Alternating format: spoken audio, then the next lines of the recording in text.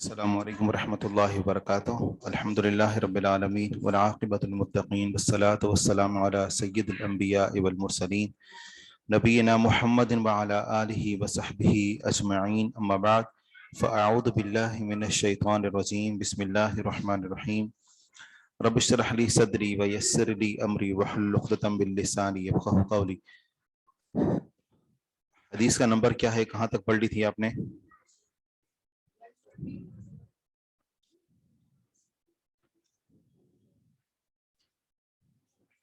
199 تک۔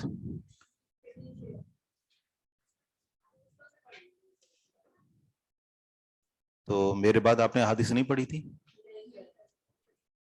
ٹھیک ہے، صحیح، پڑھیے۔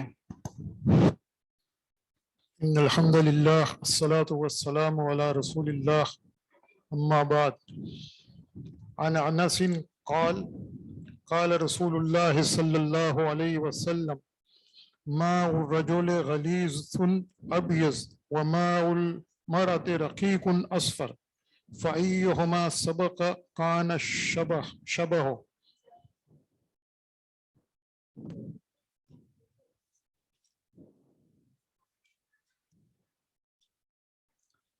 باب الفصل بین ماء الرجل و ماء المرأة، یہ باب ہے اس بیان میں کہ مرد اور عورت کے پانی کے درمیان فرق، جیسا کہ ہم نے گزشتہ احادیث میں پڑھا تھا کہ عورت کو بھی احتلام ہوتا ہے، تو عورت اپنے احتلام کو اگر کپڑوں میں دیکھے تو کس طرح اسے نظر آئے گا، یہ رسول اللہ صلی اللہ علیہ وسلم نے اس کی وضاحت بیان فرما دی۔ سیدنا انس رضی اللہ عنہ سے روایت ہے، فرماتے ہیں کہ رسول اللہ صلی اللہ علیہ وسلم نے فرمایا ماء الرجل غلیظ ابیض، مرد کا پانی غلیظ گاڑھا ہوتا ہے، ابیض سفید ہوتا ہے، وماء المرأة اور عورت کا پانی رقیق باریک ہوتا ہے، پتلا ہوتا ہے، اصفر زرد رنگ کا ہوتا ہے، فأیہما سبق، پس ان دونوں میں سے جو سبق، اس کے مختلف معنی کیے گئے ہیں۔ سبق کا ایک تو معنی یہی ہے جس کے اوپر لفظ دلالت کر رہا ہے کہ ان دونوں میں سے جو سبقت لے جائے، یعنی اگر عورت کا پانی پہلے اگر عورت کے رحم میں پہنچے یا مرد کا پانی اگر پہلے رحم میں پہنچے، کان شبہ، تو مشابہت ہوتی ہے۔ عورت کے رحم میں اگر مرد کا پانی پہلے پہنچے تو بچہ والد کے مشابہ ہوتا ہے، اور اگر عورت کا پانی پہلے پہنچے تو عورت کے بچہ وہ مشابہ ہوتا ہے۔ اور اس کا ایک اور معنی کیا گیا ہے، وہ یہ کہ یہ دونوں پانی جب آپس میں ملتے ہیں، ایہما سبق، ان دونوں میں سے جو غالب آ جائے، مقدار میں یا قوت میں جو غالب آ جائے، تو یہ ہے کہ پھر اس کے بعد وہ بچے کی مشابہت ہوتی ہے۔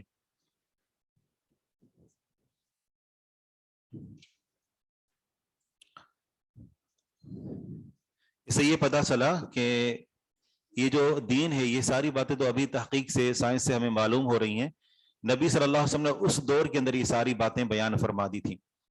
اور یہ ہے کہ یعنی جو عورت کا جو معاملہ ہے، جس میں بچہ جن دنوں میں ٹھہرتا ہے، ٹھیک ہے نا، تو اس کے اندر جو جسے کہ انڈے کہا جاتا ہے یا جس کو بیضے کہا جاتا ہے، تو وہ ایک مخصوص دنوں کے اندر، جسے کہتے ہیں کہ ماہواری کے ختم ہونے کے بعد دوبارہ ماہواری آنے تک، اس کا جو درمیانہ عرصہ ہوتا ہے، بالکل درمیانہ، تو اس کے دوران عورت کے جسم کے اندر یہ انڈے بنتے ہیں، اور یہ عورت کے انڈے جب اس کی طرف مرد کے سپرم جو جراثیم ہوتے ہیں تو وہ جا کر پہنچتے ہیں، تو اس کے بعد جا کر حمل ٹھہرتا ہے۔ تو حمل ٹھہرنے کے لیے دو چیزیں ضروری ہیں، ایک یہی کہ عورت کے اندر وہ بیضے پیدا ہو چکے ہوں، اور دوسرے نمبر پر یہ ہے کہ مرد کا پانی وہاں تک پہنچے۔ عورت کا پانی کا پہنچنا ضروری نہیں ہوتا، کیونکہ ایسا بھی دکھائی دیتا ہے کہ بسا اوقات یہ کافی جو گہرائی والی باتیں ہیں، لیکن کبھی ایسا بھی ہوتا ہے کہ معاذ اللہ کسی سے زبردستی کی گئی لیکن پھر بھی بچہ ہو گیا تو عورت کو پانی تو نہیں آیا. عورت کو پانی تب آتا ہے کہ جب وہ بھی اپنی جو ہے شریک حیات سے لطف اندوز ہو. تو بہرحال یہ ایک اضافی بات تھی. یہاں پر رسول اللہ صلی اللہ علیہ وسلم نے مرد اور عورت کے پانی کے درمیان تفریق ذکر کر دی. تو اگر عورت اپنی احتلام کو کپڑوں میں در تلاش کرے تو وہ اس باریک پانی کو دیکھ کر اس کا اندازہ لگا سکتی ہے. ٹھیک ہے، اگلی پڑھی حدیث پڑھیے. ذکر الاغتسال من الحیض. عن فاطمة بنت قيس من بني أسد قريش أنها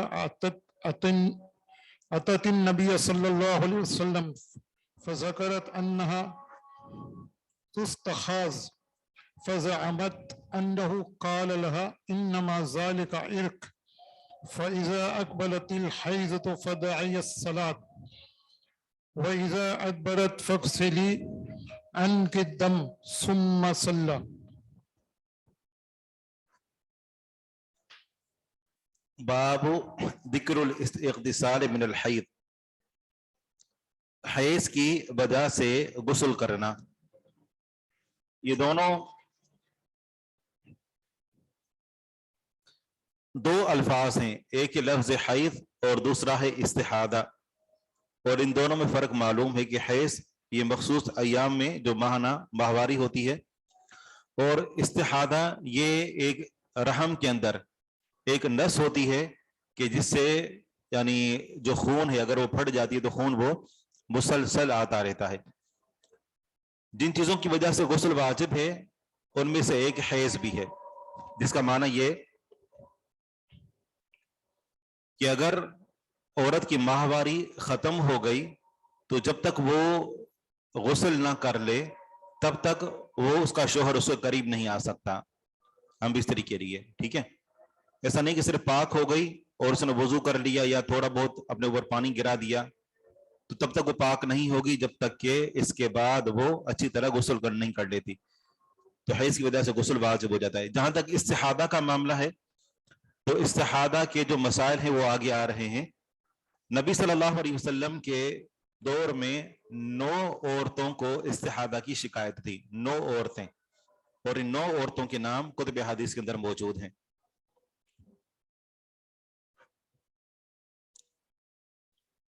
فاطمہ بنت قیس،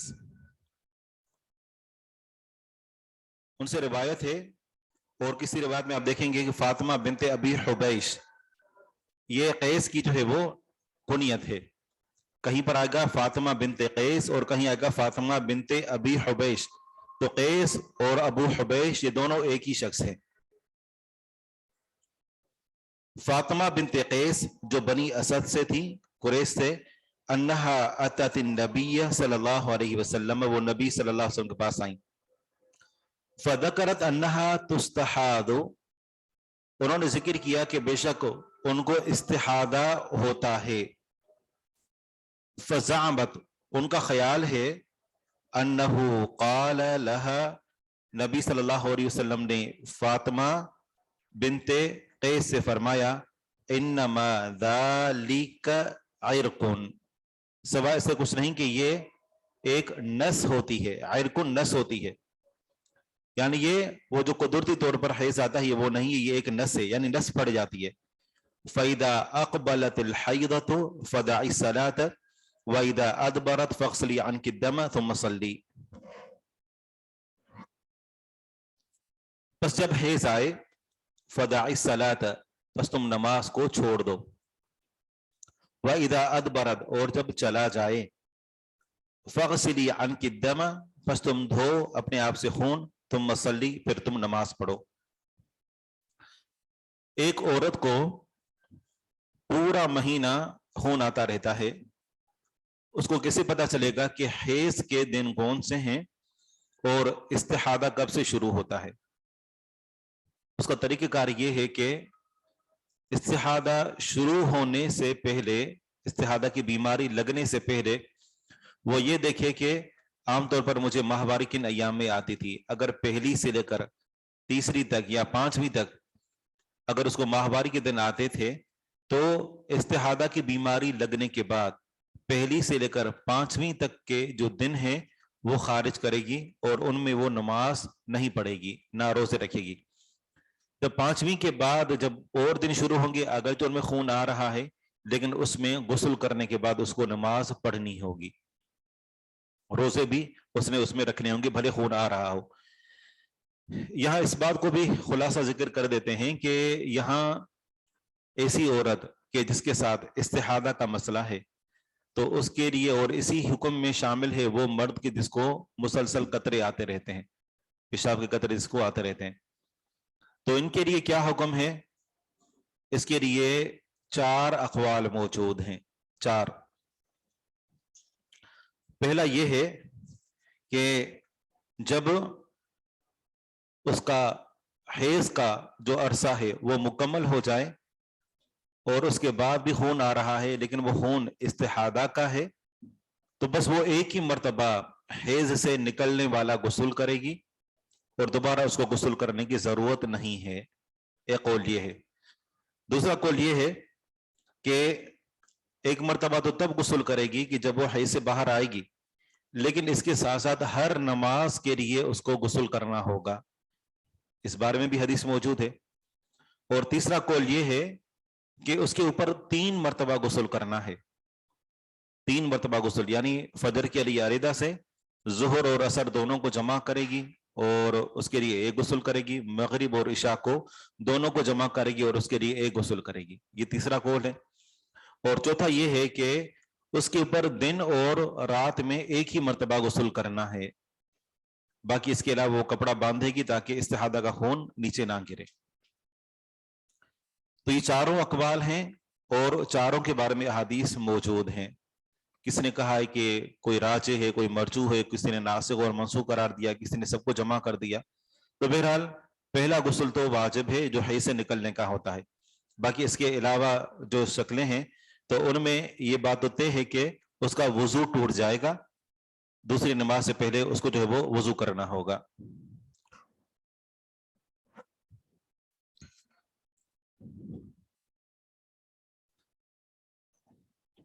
دوبارہ سے کہہ رہے ہیں، دوہرا دیں۔ پہلا تو یہی ہے کہ حیض سے نکلنے کا ایک مرتبہ غسل کر لے اور پورے مہینے میں اپنے طور پر غسل کرنا چاہے تو کرے، باقی استحاضہ کی وجہ سے اس کے اوپر غسل نہیں ہے، یعنی جس طریقے سے عام عورتوں کا معاملہ ہوتا ہے اسی طرح۔ دوسرا قول یہ ہے کہ اس کو ہر نماز کے لیے علیحدہ غسل کرنا ہوگا، دوسرا قول یہ کہ ہر نماز کے لیے وہ غسل کرے گی۔ تیسرا قول یہ ہے کہ وہ دن اور رات میں 3 مرتبہ غسل کرے گی، ایک فجر کے لیے، دوسرا ظہر و عصر کے لیے اور تیسرا مغرب اور عشاء کے لیے۔ اور چوتھا قول یہ ہے کہ وہ دن اور رات میں صرف ایک مرتبہ غسل کرے گی، ٹھیک ہے۔ جہاں تک اس بات کا تعلق ہے کہ وضو کرنا، تو استحاضہ کی وجہ سے اس کا وضو ٹوٹ جائے گا۔ جس نے غسل کو واجب قرار دیا ہے یا واجب قرار نہیں دیا، ان سب کے نزدیک بہرحال یہ ہے کہ استحاضہ کی وجہ سے اس کا وضو ٹوٹ جائے گا، دوسری نماز کے لیے اس کو وضو کرنا ہوگا، ٹھیک ہے۔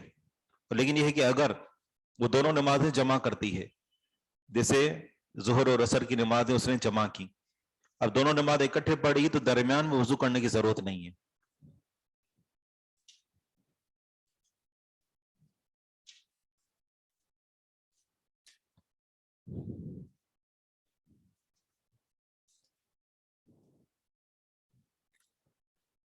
دوبارہ ترجمہ کرتے ہیں۔ فاطمہ بنت قیس رضی اللہ عنہا جو بنی اسد قریش سے تھیں، انہا اتت النبی، بے شک وہ نبی صلی اللہ علیہ وسلم کے پاس آئیں، فذکرت انہا تستحاض، انہوں نے ذکر کیا کہ بے شک ان کو استحاضہ ہوتا ہے، فزعمت، ان کا خیال ہے، انہو قال لها، کہ بے شک آپ علیہ الصلوۃ والسلام نے ان سے فرمایا، انما ذالک عرق، سوا ایسے کچھ نہیں کہ یہ ایک نس ہوتی ہے، فاذا اقبلت الحیضۃ، پس جب حیض آئے، فدعی الصلاۃ، پس تم نماز کو چھوڑ دو، واذا ادبرت، اور جب وہ چلا جائے، حیض ختم ہو جائے، فَاغْسِلِي عَنْكِ الدَّمَ، پس تم اپنے آپ سے خون کو دھو، ثُمَّ صَلِّی، پھر تم نماز پڑھو۔ اگلی حدیث ہے عن عائشہ رضی اللہ عنہا ان نبی صلی اللہ علیہ وسلم قال اذا اقبلت الحیضۃ فَتُرْكِ الصلاۃ واذا ادبرت فاغتسلی، جب حیض آئے فَتُرْكِ الصلاۃ، پس تم نماز کو چھوڑ دو، واذا ادبرت، اور جب چلا جائے، ادبر کا سے معنی ہوتا ہے پیٹ پھیرنا، یہاں معنی ہے کہ جب حیض ختم ہو جائے، فاغتسلی، پس تم غسل کر لو۔ تو حائضہ کے لیے قرآن کریم کو چھونا اور قرآن کریم کو پڑھنے کا کیا معاملہ ہے؟ جی قرآن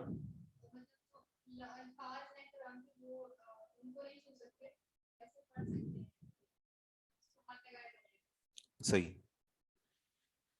قرآن کریم کو چھو نہیں سکتے، اس کو اٹھا نہیں سکتے، یعنی ڈائریکٹ ہاتھ کو نہیں لگا سکتے، باقی یہ ہے کہ قرآن کریم پڑھ سکتے ہیں۔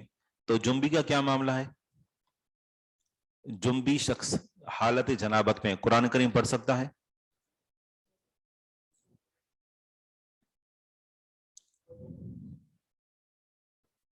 جنبی نہیں پڑھ سکتا، نہیں، اب سوال یہ ہے کہ جنبی حالت جنابت میں قرآن پڑھ سکتا ہے؟ نہیں پڑھ سکتا، تو پھر جنبی کے لیے منع کیوں ہے اور حائضہ کے لیے رخصت کیوں ہے؟ اس لیے کہ جنابت کا، جی ہاں بالکل، وہ جنابت وہ کبھی بھی ختم کر سکتا ہے، زال کر سکتا ہے، جبکہ وہ اس کے ہاتھ میں نہیں ہے، اس کے اختیار میں نہیں ہے، اور وہ ایک لمبا عرصہ ہے، تو قرآن کریم سے اتنا یعنی دوری اختیار نہیں کرنی چاہیے۔ بالکل۔ عن عائشہ رضی اللہ عنہا قالت استحیدت ام حبیبت بنت جحش 7 سنین، ام المؤمنین عائشہ صدیقہ رضی اللہ عنہا سے روایت فرماتی ہیں کہ حائض استحادہ والی ہوئیں، استحیدت استحادہ ہوا ام حبیبہ بنت جحش کو رضی اللہ عنہا 7 سنین 7 سال، فاشتکت ذالک الی رسول اللہ صلی اللہ علیہ وسلم، بس انہوں نے شکایت کی، یعنی مسئلہ ذکر کیا اس کا رسول اللہ صلی اللہ علیہ وسلم کی طرف۔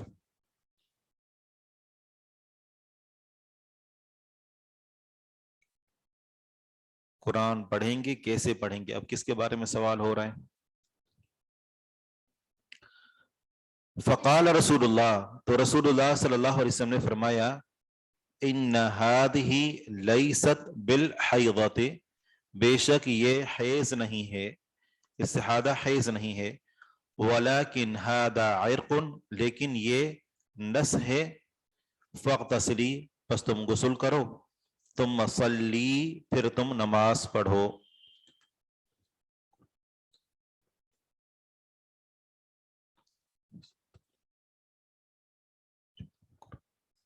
پیریڈ میں قرآن کیسے پڑھیں گے؟ پیریڈ میں اگر قرآن کریم یاد ہے تو پھر جو ہے وہ آپ پڑھ سکتے ہیں، یا پھر یہ ہے کہ سن سکتے ہیں، یا سن تو ویسے جنبی بھی سکتا ہے، لیکن یہ ہے کہ قرآن کریم کو چھوئے بغیر اگر کوئی اور جو ہے وہ مثال پر اس کے ورقے قرآن کریم کی تبدیل کر سکتا ہے اور وہاں کچھ چیز رکھ کر اور آپ کے لیے تلاوت کا اہتمام کر سکتا ہے، تو پھر آپ قرآن کریم کی تلاوت دیکھ کر بھی کر سکتے ہیں، لیکن ہاتھ نہیں لگا سکتے۔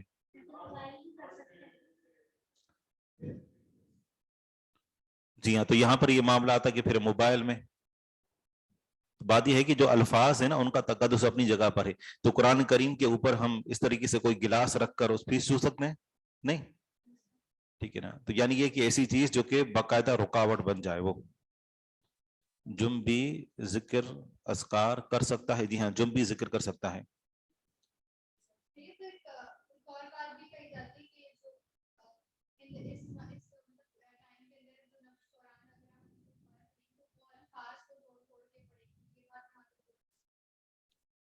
قرآن کریم پڑھے گی الفاظ توڑ توڑ کر؟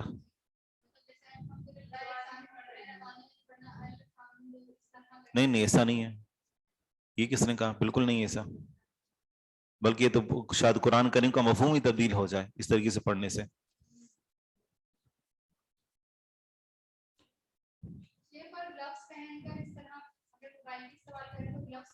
جی ہاں بالکل، موبائل اگر استعمال کر رہے ہیں تو ہاتھوں پر دستانے چڑھا کر اور پھر آپ موبائل استعمال کیجئے.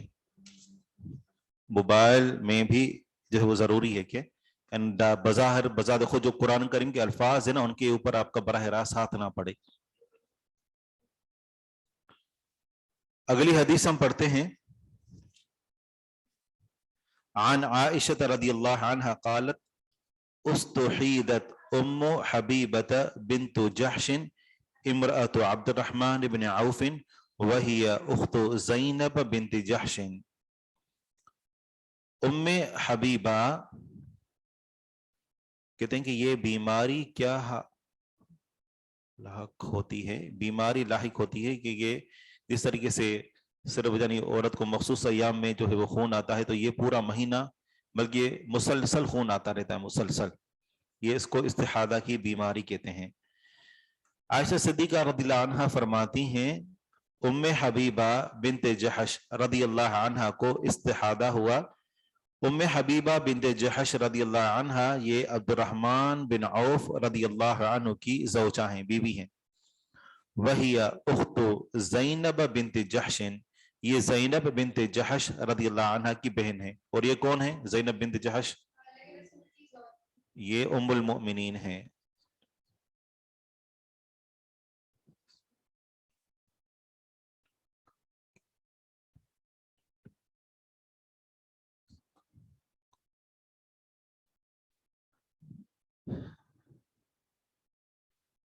اب اس کا حکم جو ہے وہ ڈیٹا ہوتا ہے لیکن ہمیں الفاظ تو نظر آ رہے ہیں نا. مثال کے طور پر قرآن کریم کے الفاظ تو اگر موبائل میں ہم کہیں کہ موبائل کو بغیر ہاتھ جو ہے وہ بغیر جو ہے وہ یعنی کوئی کسی رکاوٹ کے دستانے کے ہم چھو سکتے ہیں تو ظاہری بات ہے کہ الفاظ کے اوپر تو ہم نے انگلی رکھ دی نا، تو الفاظ کو چھونا بہرحال یہ درست نہیں ہے. واللہ عالم.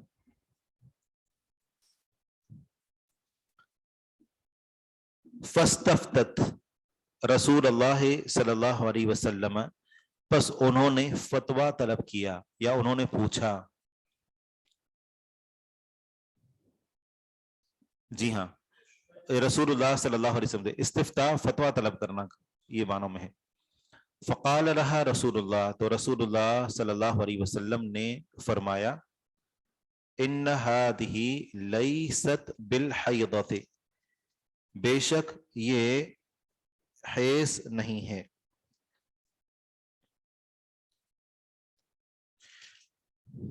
یہ جو پوچھا جا رہا ہے کہ یہ حمنہ بنت جحشی ہیں، نہیں حمنہ بنت جحش وہ ان کی ایک اور بہن ہے.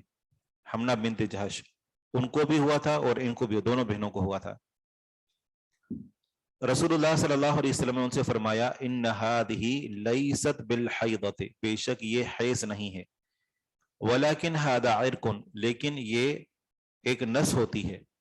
فَإِذَا أَدْبَرَتِ الْحَيْضَةُ، بس جب حیض چلا جائے، حیض ختم ہو جائے، فَاغْتَسِلِي، پس تم غسل کرو، وَصَلِّي، اور نماز پڑھو، وَإِذَا أَقْبَلَتْ، اور جب آئے یعنی دوبارہ حیض آ جائے بھلے استحاضہ جاری ہو، وَإِذَا أَقْبَلَتْ، اور جب حیض آئے، فَتْرُكِي لَهَا الصَّلَاةَ، تو اس کے لیے نماز کو چھوڑ دو.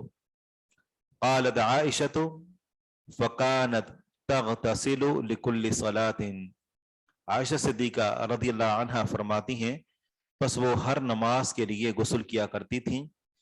وَتُصَلِّي، اور نماز پڑھتی.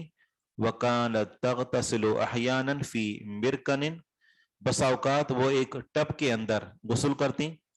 فی حجرت اختہا زینب، اپنی بہن زینب کے حجرے میں، ان کے کمرے میں. وہی عند رسول اللہ، اور وہ رسول اللہ صلی اللہ علیہ وسلم کے پاس تھی، یعنی زینب رضی اللہ عنہ. حتی ان حمرت الدم، یہاں تک کہ خون کا جو سرخ رنگ ہوتا، خون کا جو لال رنگ ہوتا، خون کی جو سرخی ہوتی، لتعل الماء، البتہ پانی کے اوپر غالب آ جاتی، یعنی اس قدر کثرت کے ساتھ ان کو استحاضہ ہوتا.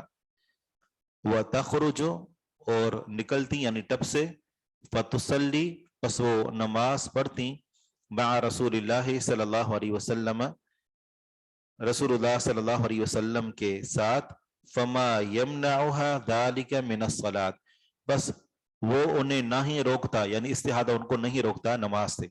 مطلب یہ ہے کہ اس دور کے اندر خواتین بھی رسول اللہ صلی اللہ علیہ وسلم کے ساتھ نماز پڑھا کرتی تھیں باجماعت، بس اوقات فجر کے اندر بھی خواتین نماز پڑھنے کے لیے پہنچ جایا کرتی۔ اس قدر اہتمام کہ اس قدر شدید بیماری لاحق ہو گئی اور اس قدر مشقت والا عمل ہے، 5 مرتبہ وضو کرنا بس اوقات مشکل ہو جاتا ہے، تو 5 مرتبہ غسل کرنا، کس قدر ان کا ایمان مضبوط تھا کہ اس قدر سختی کے باوجود بھی دین پر عمل کیا۔ وَإِذَا أَقْبَلَتْ فَتُرْكِي کا مطلب یہ ہے کہ جب آئے یعنی حیض آئے، وَإِذَا أَقْبَلَتْ اور جب آئے یعنی حیض، فَتُرْكِي پس تم چھوڑ دو، یعنی نماز کو چھوڑ دو، فَتُرْكِي لَهَا الصَّلَاةَ بس اس کے لیے نماز کو چھوڑ دو۔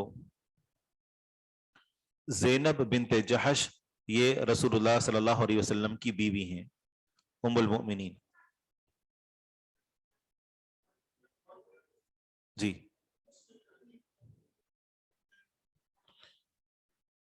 اس میں جیسا کہ میں نے ذکر کیا کہ کچھ نے کہا ہے کہ ناسخ منسوخ ہے، کچھ نے تطبیق دی ہے، کچھ نے راجح مرجوح قرار دیا ہے، تو بہرحال سب کے اوپر عمل کیا جا سکتا ہے کیونکہ سب کے بارے میں حدیث موجود ہیں، اور ایسا کوئی نہیں ہے کوئی معاملہ کہ اس میں ناسخ منسوخ کا معاملہ ہو۔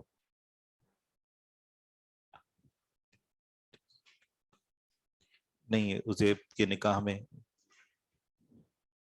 سر نبی صلی اللہ علیہ وسلم کی 11 وائف تھی یا 9؟ بیک وقت تو نبی صلی اللہ علیہ وسلم کے نکاح میں جو ہے وہ 9 تھی، ویسے کل نبی صلی اللہ علیہ وسلم نے 11 عورتوں سے شادی کی تھی۔ احیاناً کا معنی ہے کبھی کبھار،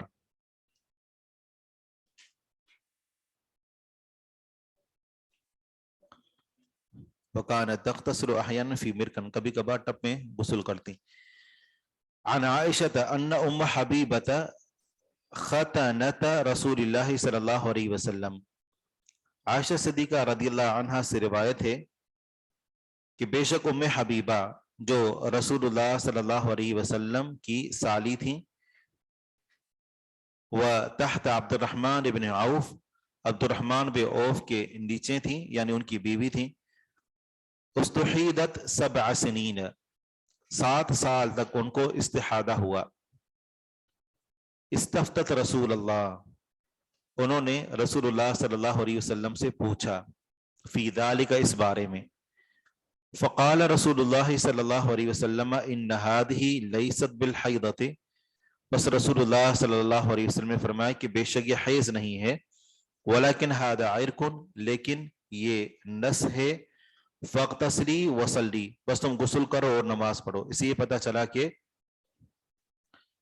غسل کرنا ہے یہ حیض سے، اور نماز کا عمومی جو ہے وہ حکم دیا گیا، فاغتسلی وصلی۔ اگلی حدیث ہے عن عائشہ رضی اللہ عنہا، جی ہاں یہ ام حبیبہ رسول اللہ صلی اللہ علیہ وسلم کی سالی تھی، جی سالی، یہ لفظ تھوڑا گالی جو نا وہ بن جاتا ہے اس طریقے سے ہمارے ہاں، وگرنہ اردو میں شاید اس کے لیے کوئی مہذب لفظ پتہ نہیں ہے کہ نہیں ہے۔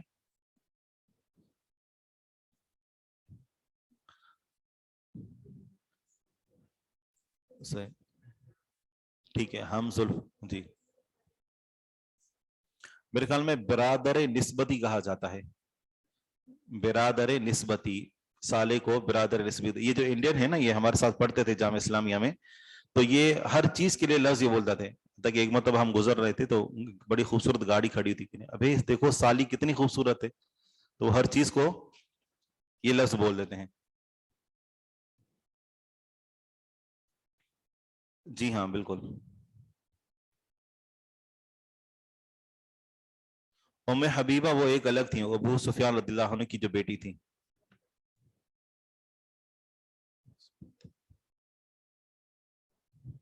ختنہ کا معنی ہے سالی۔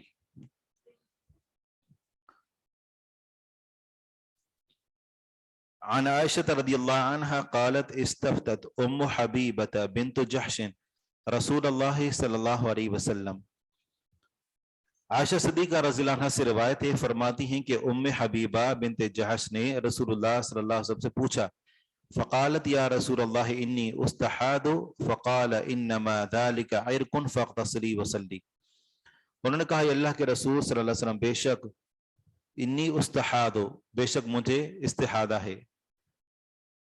فقال، پس آپ علیہ الصلوۃ والسلام نے فرمایا، انما ذلك عرق، سوائے سے کچھ نہیں کہ یہ ایک نس ہے، فاغتسلی وصلی، پس تم غسل کرو اور نماز پڑھو، فکانت تغتسل لکل صلاۃ، نبی صلی اللہ علیہ وسلم نے ان کو حکم دیا تو اس سے وہ یہ سمجھی کہ ہر نماز کے لیے غسل کرنا ہے، تو وہ ہر نماز کے لیے غسل کیا کرتی تھی۔ ام حبیبہ بنت جہش یہ نبی صلی اللہ علیہ وسلم کی سالی تھیں۔ زینب بنت جہش ان کی جو بہن تھیں، یہ نبی صلی اللہ علیہ وسلم کی بیوی تھیں۔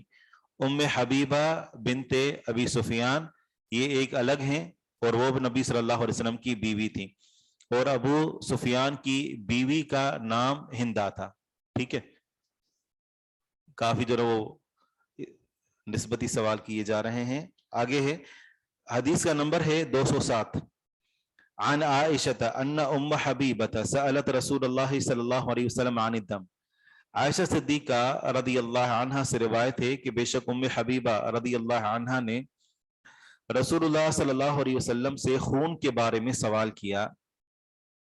قالت عائشہ رضی اللہ عنہا ارأیت مرکنہا، عائشہ صدیقہ رضی اللہ عنہ فرماتی ہیں کہ میں نے ان کا ٹپ دیکھا، ملآن دمن جو خون سے بھرا ہوا تھا، مرکنہا ان کا ٹپ، ملآن دمن خون سے بھرا ہوا تھا۔ فقال لها رسول اللہ صلی اللہ علیہ وسلم، تو ان سے رسول اللہ صلی اللہ علیہ وسلم نے فرمایا، امکثی، تو ٹھہری رہ، تو ٹھہر جا، تو ٹھہر جا مطلب تو نماز نہ پڑھ، نماز پڑھنے سے ٹھہر جا، قدر ما کانت تحبسک حیدتک، اسی قدر کہ جس قدر تجھے تیرا حیض روکے رکھتا، تمہارا حیض تمہیں جتنا روکے رکھتا تھا نماز پڑھنے سے، اسی قدر تو نماز سے ٹھہری رہ۔ معنی یہ کہ اب تمہیں مسلسل خون آتا رہتا ہے، تو حیض کے دنوں میں جتنے دن تم نماز سے ٹھہری رہتی تھی، استحاضہ کی حالت میں بھی اتنے دن تو ٹھہری رہ، تم مغتسلی، پھر تو غسل کر۔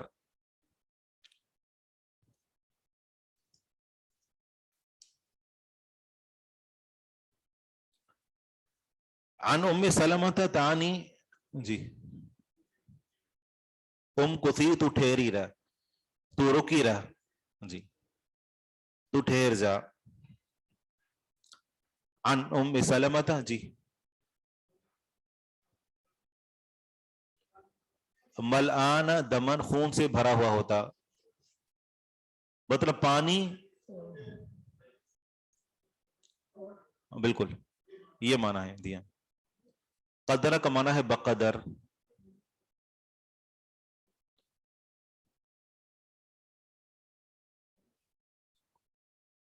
کس کو واضح کر دے؟ حدیث کو۔ تمام احادیث میں جو مسئلہ بیان کیا جا رہا ہے وہ استحاضہ کا ہے۔ استحاضہ کا خون چاہے وہ کم آ رہا ہو یا زیادہ آ رہا ہو، دونوں صورتوں میں ضروری ہے کہ عورت حیض کے دن گزرنے کے بعد استحاضہ کی حالت میں نماز پڑھے۔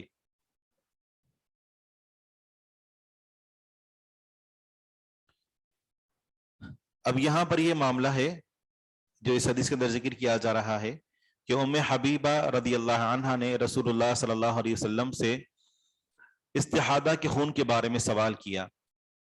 عائشہ صدیقہ رضی اللہ عنہا فرماتی ہیں کہ میں نے ان کا ٹپ دیکھا، یعنی ٹپ جو کہ پہلے پانی سے بھرا ہوا ہوتا، وہ ٹپ کے اندر بیٹھتی اور جب اٹھتی تو ٹپ جو تھا وہ مکمل طور پر خون کے رنگ سے رنگ جاتا، یعنی یوں لگتا جیسے خون سے بھرا ہوا ہو، اس قدر کثرت کے ساتھ ان کو استحاضہ ہوتا۔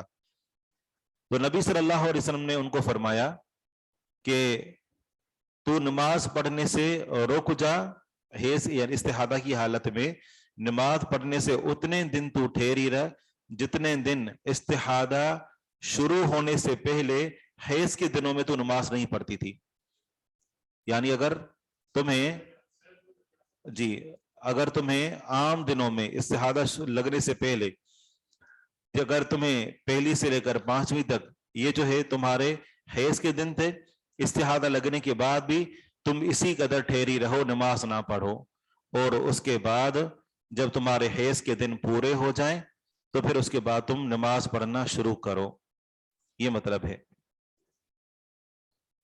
لیکن یہ ہے کہ نماز پڑھنے سے پہلے حیض کے دن ختم ہو جائیں، استحاضہ شروع ہو جائے، اور پھر بھی یار استحاضہ جاری ہی ہو لیکن حیض کے ختم ہونے کے بعد تم مختصری پھر تم غسل کرو. یہاں پر اس غسل کا تعلق حیض سے پاک ہونے کے بعد کا ہے.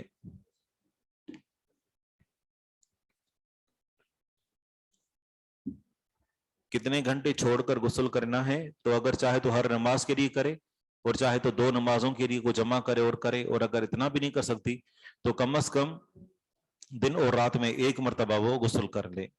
اور اگر اتنا بھی نہیں کر سکتی تو پھر ہر نماز کے لیے علیحدہ وضو کرے، لیکن یہ ہے کہ وہ کپڑے کو باندھ کر رکھے تاکہ اگر خون گرے تو اس کپڑے پر گرے، اور یہ ہے کہ جب وہ دوبارہ سے یعنی نماز پڑھنے کے لیے غسل نہیں کرنا چاہ رہی تو پھر اس کے بعد اس کپڑے کو چینج کرے، استنجا کرے، اور پھر اس کے بعد نیا کپڑا رکھ کر اور پھر اس کے ساتھ نماز پڑھے.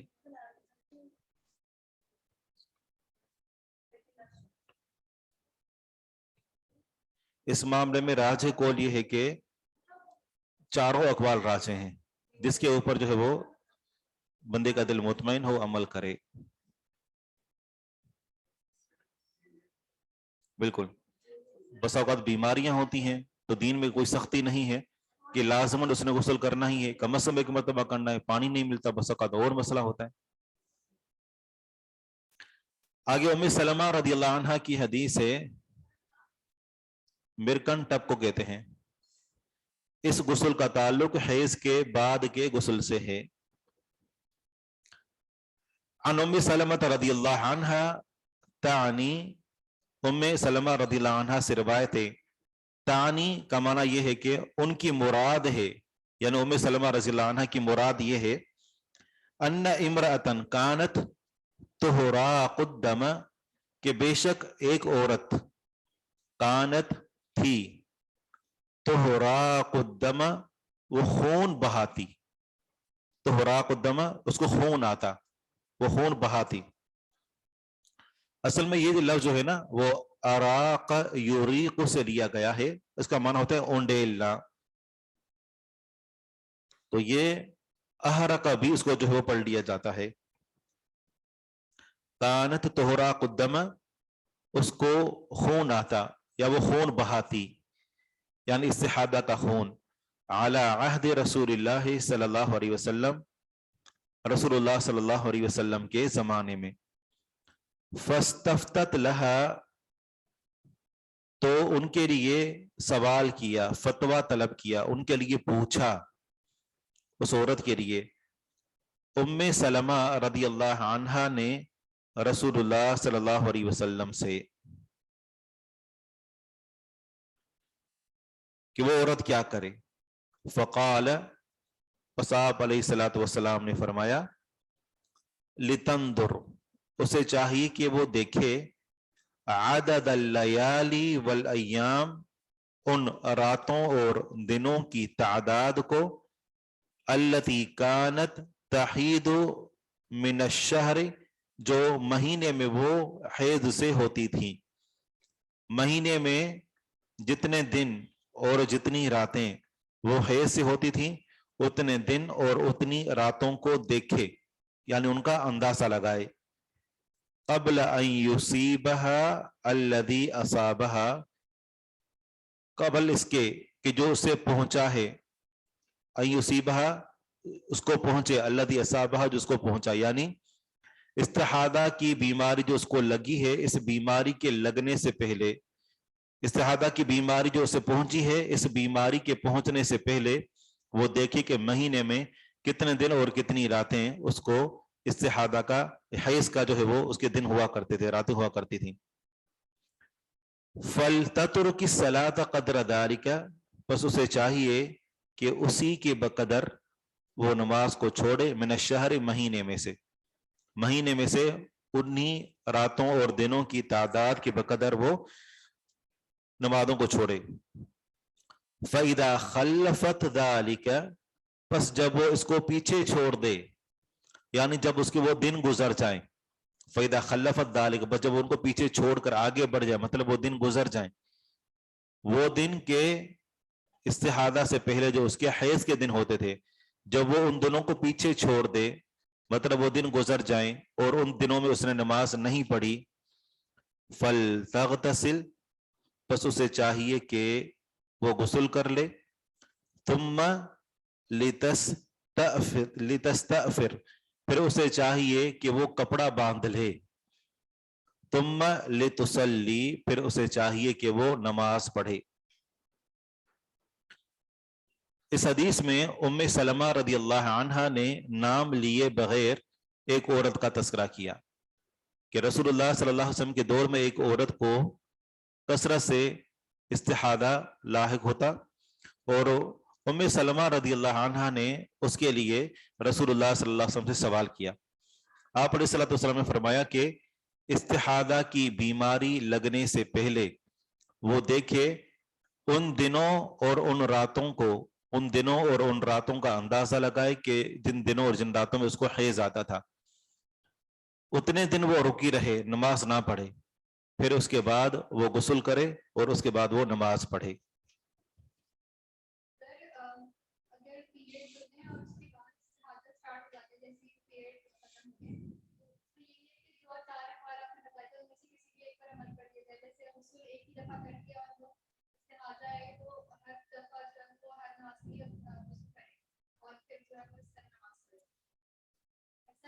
बिल्कुल ऐसे ही है कि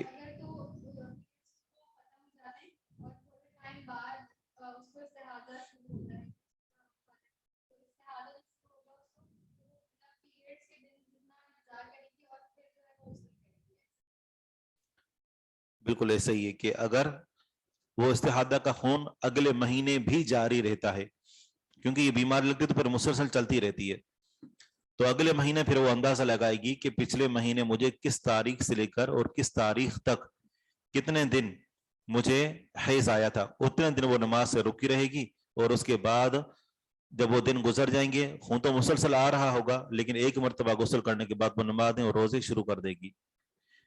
अन युसीबहा,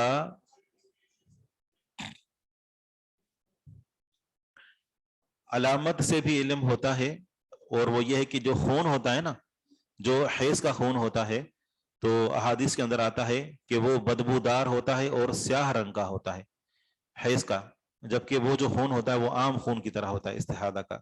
इससे भी फर्क किया जा सकता है। अन युसीबहा अल्लज़ी असाबहा, ये कि उसको पहुंचे जो उसको पहुंचा है, यानी इस्तिहादा पहुंचने से पहले जो उसको बाद में पहुंचा है, ये मतलब है। लितुसल्ली, फिर चाहिए कि वो नमाज पढ़े इस्तिहादा के दिनों में। अब यहां सवाल है, लितुसल्ली, ये लाम अमर का है, ठीक है ना, जिसे हम कहते हैं ना सल्ला युसल्ली, सल्ला युसल्ली, अगर हम इसके शुरू में लम, लम्बा, लाम अमर, लाई नहीं, इन शर्तिया में से कोई भी एक लफ्ज लगा देते हैं तो या गिर जाती है। यहां पर ये लाम अमर का है, ठीक है, ये लाम अमर का है, तो फिर ये या क्यों नहीं हजफ हुई? आई बात समझ में?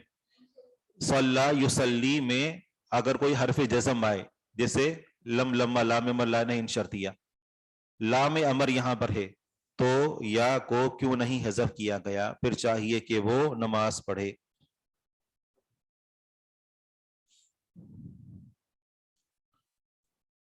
या जमीर की नहीं है तो सल्ली, ये लाम हजफ क्यों नहीं हुई, ये सवाल है।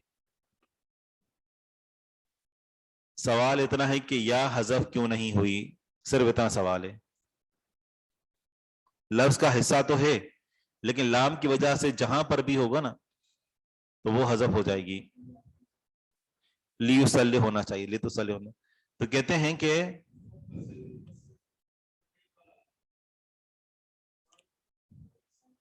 نہیں ہے. فصلی تو وہ تو ایک الگ چیز ہے, وہ اگر مذکر کے لیے ہوگا تو صلینا تو پھر یہ ہوگا کہ تصلینا تھا, پھر اس سے جو ہے وہ صلی کا لفظ بنایا گیا. لیکن یہاں پر لام داخل ہوا ہے اور یہ صیغہ کیا ہے؟ لتصلی. صیغہ کیا ہے؟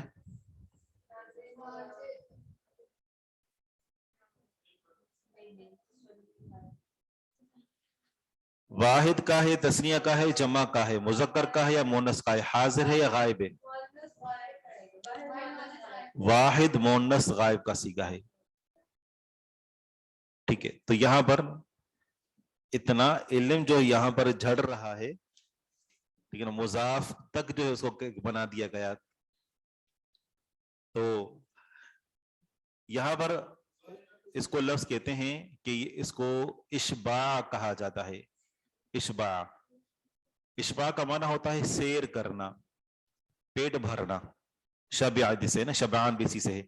یہ جو لفظ جو ہے یعنی یا اشباع کے طور پر لگائی گئی ہے, اگرچہ اصل یا کا مقام یہی ہے کہ اس کو گرا دیا جائے, لیکن یہاں پر ایک لفظ کو مکمل پڑھنے کے لیے یا کو لگا دیا گیا ہے. صلی کی جگہ صلی کہہ دیا اور لفظ کو پورا کھینچ کر جو ذکر کر دیا گیا. یا تو یہ وجہ ہے, یا پھر یہ ہے کہ اس کے یہ اگرچہ معطل ہے, معطل الیا ہے, اور معطل الیا میں سے کیا ہے, یہ مثال ہے, اجوف ہے یا ناقص ہے؟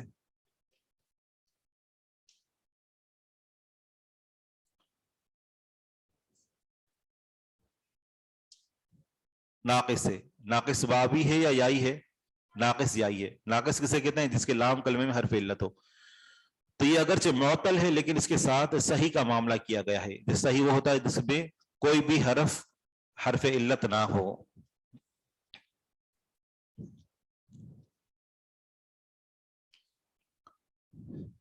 آگے ہے ذکر الاقراء. قرآن کریم میں بھی یہ لفظ استعمال ہوا ہے, ثلاثہ قرو. تو لفظ قرو کا معنی کیا ہے؟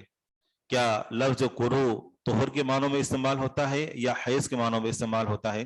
اگرچہ دونوں میں محدثین نے, مفسرین نے اس کو ذکر کیا ہے, لیکن یہاں پر جو احادیث آپ پڑھیں گے ان احادیث سے پتہ چلتا ہے کہ لفظ قرو جس کی جمع اقراء آتی ہے یہ حیض کے معنوں میں ہے.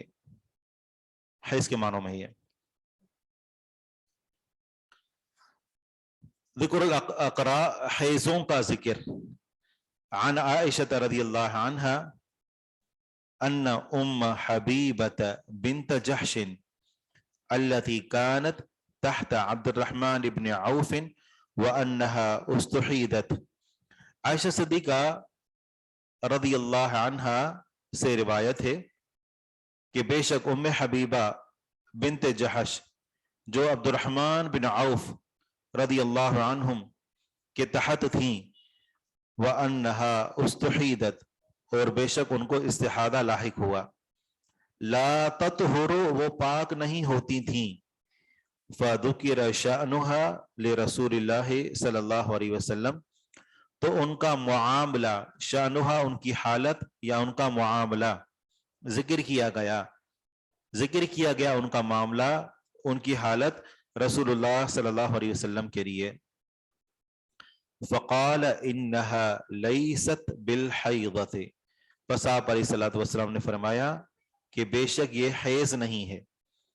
ولکنها رکضۃ, لیکن یہ ایک دھکا ہے یا ایک چوکا ہے. من الرحم, رحم سے, عورت کا جو رحم ہوتا ہے تو یہ اسے ایک دھکا ہے, یعنی نس کو ایک دھکا لگتا ہے. وہ دھکا کون دیتا ہے؟ شیطان. فَلْتَنْظُرْ إِنَّهَا وَلَكِنَّهَا رَكْضَةٌ, لیکن یہ ایک دھکا ہے یا ایک چوکا ہے. من الرحم, رحم سے, اور رحم میں آ کر شیطانی چوکا لگاتا ہے. فَلْتَنْظُرْ, بس اسے چاہیے کہ وہ دیکھے, قدر قرئها التي كانت تحيض لها, دیکھیں اس میں واضح طور پر موجود ہے لفظ قدر قرئها, اپنے حیض کی بقدر.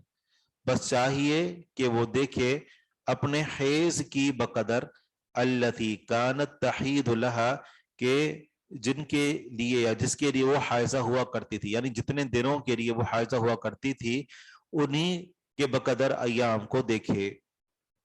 فل تترک الصلاۃ، بس اسے چاہیے کہ وہ نماز کو چھوڑ دے، ثم تنظر، پھر چاہیے کہ وہ دیکھے، ما بعد ذالک، اس کے بعد، فلتغتسل عند کل صلاۃ، بس اسے چاہیے کہ وہ ہر نماز پر غسل کرے۔ تو اس حدیث میں ایک تو یہ بات معلوم ہوئی کہ لفظ اقرا جس کی واحد قرء ہے تو یہ حیض کے معنوں میں استعمال ہوا ہے، اور یہاں پر بھی یہی مسئلہ ہے کہ نبی صلی اللہ علیہ وسلم نے فرمایا کہ یہ حیض نہیں ہے بلکہ یہ ایک رحم کے اندر ایک نس ہوتی ہے کہ جس کو شیطان دھکا یا چوکا مار کر اس کو پھاڑ دیتا ہے، جس سے خون رستا رہتا ہے۔ تو اسے چاہیے کہ وہ اپنے اس حیض کو دیکھے کہ جس قدر وہ جتنے دنوں وہ حائضہ ہوا کرتی تھی انہی کے بقدر وہ دنوں کو چھوڑ دے، پھر وہ دیکھے، یعنی اپنے آپ کو چیک کرے کہ اب وہ عرصہ ختم ہو چکا جو حیض کا تھا، تو پھر اس کے بعد غسل کر لے ہر نماز کے موقع پر اور نماز پڑھ لے۔ تو اس حدیث میں ہر نماز کے موقع پر غسل کرنے کا ذکر آ گیا، جیسا کہ ہم نے ذکر کیا اس بارے میں 4 اقوال ہیں، ان میں سے ہر ایک کے جو نا موقف پر ایک جو وہ حدیث موجود ہے۔ عن عائشہ ان ام حبیبہ، جی کیا کہہ رہے ہیں؟ تو ابھی تو منٹ ہیں 3۔